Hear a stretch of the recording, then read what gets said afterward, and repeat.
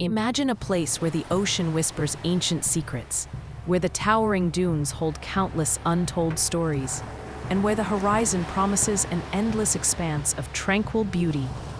This is Long Island, New York. For decades, it was widely perceived as a haven of quiet suburban dreams, a cherished destination for summer escapes, and a tapestry of close-knit communities. But beneath that seemingly tranquil surface, a chilling darkness lay hidden, a predator moving unseen, leaving behind a trail of unspeakable horror that would forever scar its idyllic reputation. This is not merely a story about a killer. It is a profound narrative about the insidious shadows that can lurk in plain sight, the relentless and often agonizing pursuit of justice, and the enduring, unwavering hope of families who steadfastly refused to let their loved ones be forgotten. It began subtly, almost imperceptibly in the quiet, often overlooked corners of the internet, and the hushed, worried conversations of desperate families. Young women, many of whom were struggling with addiction or working in the sex trade, began to vanish from the fringes of society. Their absence, initially, might not have sparked widespread alarm among the general public or law enforcement, often dismissed as runaways or individuals who simply chose to disappear. But for their mothers, their fathers, their sisters, and their brothers, each disappearance was a gaping, festering wound that refused to heal. Each hastily printed missing person poster was a desperate plea, a silent scream echoing into a vast, indifferent void. The pain was private, profound, and largely unacknowledged by the wider world. Then, in the cold, stark month of December 2010, the whispers of concern turned into screams of terror that reverberated across the nation. A concentrated search for Shannon Gilbert, a young woman from New Jersey who had mysteriously vanished after a client visit in the remote community of Oak Beach, led a police canine unit to a shocking and gruesome discovery along Ocean Parkway near the desolate stretch of sand known as Gilgo Beach. It was not Shannon they found, but rather the skeletal remains of Melissa Barthelemy. Within a mere handful of days, 3 more bodies were uncovered nearby, each adding another layer to the unfolding nightmare. Maureen Brainerd Barnes, Megan Waterman, and Amber Costello. These 4 women, who would tragically become known as the Gilgo Four, shared chilling commonalities. All had been sex workers, and all had disappeared between 2007 and 2010. Their bodies were found wrapped in coarse burlap, callously discarded in the dense, thorny brush along the desolate highway, a stark contrast to the natural beauty surrounding them. The tranquil facade of Long Island shattered into a million pieces. A serial killer was undeniably operating in their midst, a phantom figure preying on the most vulnerable members of society, leaving an indelible trail of terror in his wake.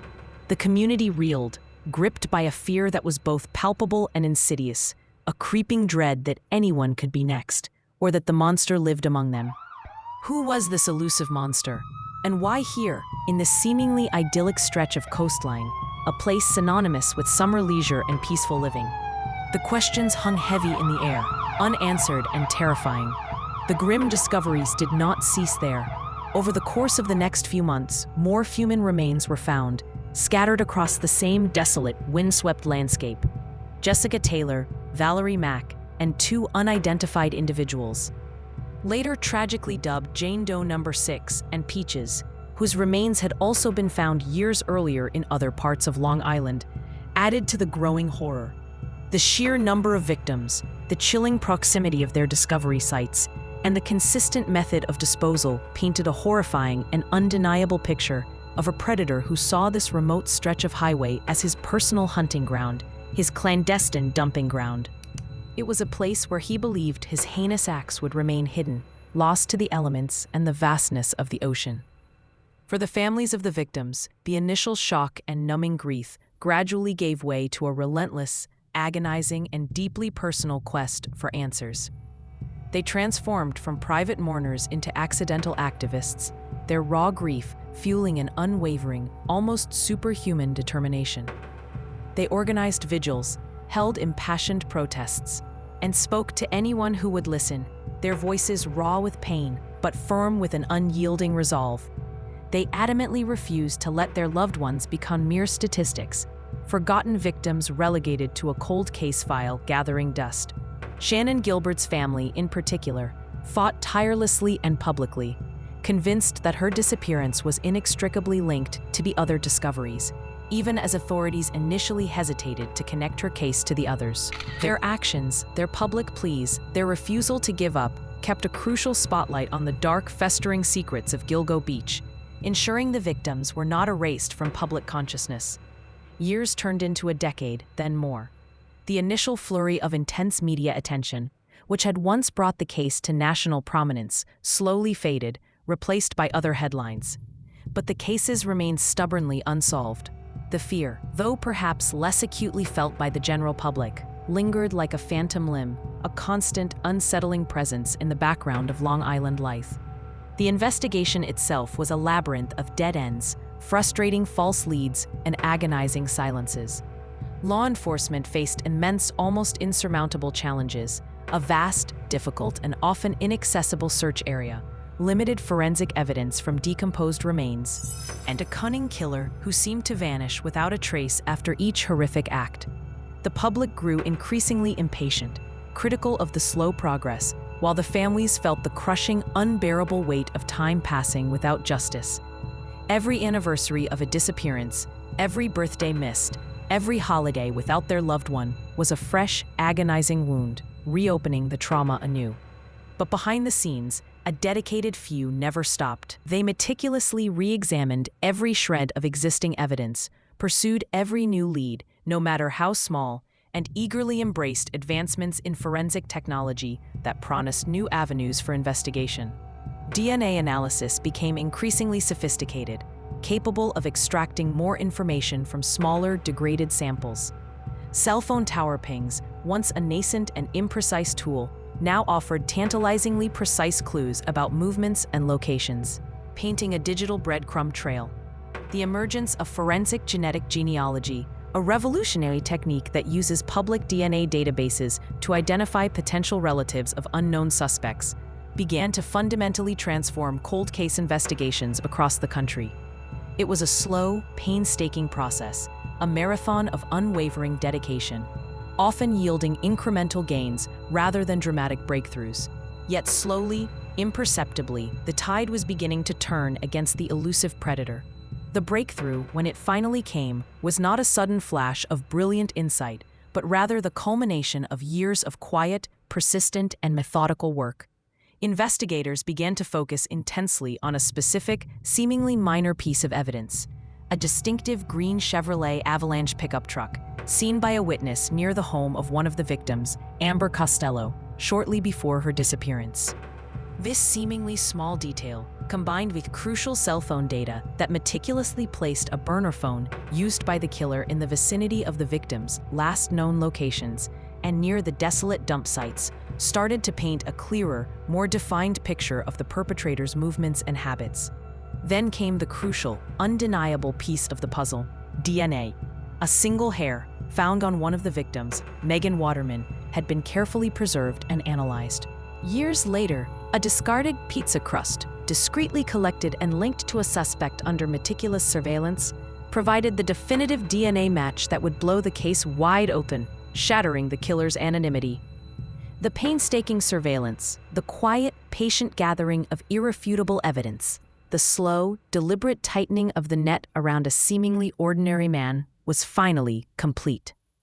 The years of frustration, the countless hours of tireless work, had finally yielded their profound result. On July 13, 2023, the news broke like a thunderclap, reverberating across Long Island and throughout the entire nation. Rex Heuermann, a 59-year-old architect, a husband, a father of two, living in a quiet, unassuming suburban home in Massapequa Park, was arrested. The shock was profound, almost unfathomable. This was not a shadowy figure from the depths of society, a transient or an outcast. This was a man who commuted daily to Manhattan, worked in a respectable profession, and lived a seemingly normal, unremarkable life. He was a neighbor, a familiar face in the crowd, a man who had walked among them for decades, all while allegedly harboring unimaginable, monstrous secrets. The cognitive dissonance was staggering. For the families, the arrest brought a complex, overwhelming mix of emotions. There was an immense sense of relief, a profound vindication after years of fighting, of being dismissed, of living with the agonizing, soul-crushing unknown. Tears flowed freely, but they were tears of both sorrow for their lost loved ones and a fragile, nascent hope for justice. Yet, with the relief came a renewed wave of pain, the stark realization that this was not the end of their ordeal, but merely the beginning of a new, arduous, and emotionally draining chapter, the trial. They would finally have a name, a face, and a potential reckoning, but the journey for true closure, for a full understanding of the horrors their loved ones endured, was just beginning. The path ahead remained long and fraught with challenges. The investigation, far from concluding, did not stop with Heuermann's arrest. His seemingly ordinary home became an intense focal point, a scene of meticulous forensic scrutiny, revealing a chilling glimpse into a life lived in stark, horrifying contrast to its public facade. More unsettling questions immediately arose. Were there more victims yet to be discovered? Were other unsolved cases, stretching back decades across the region, connected to this man? The search for answers continues relentlessly, expanding the scope of the horror that had been hidden in plain sight for so long, revealing the true breadth of the alleged crimes. The story of the Long Island serial killer and the eventual arrest of Rex Heuermann stands as a powerful testament to the enduring power of hope, the relentless and often frustrating pursuit of justice, and the unwavering, unbreakable love of families who steadfastly refused to let their loved ones be forgotten. It is a stark, chilling reminder that darkness, in its most insidious forms, can indeed lurk in the most unexpected and seemingly innocuous places.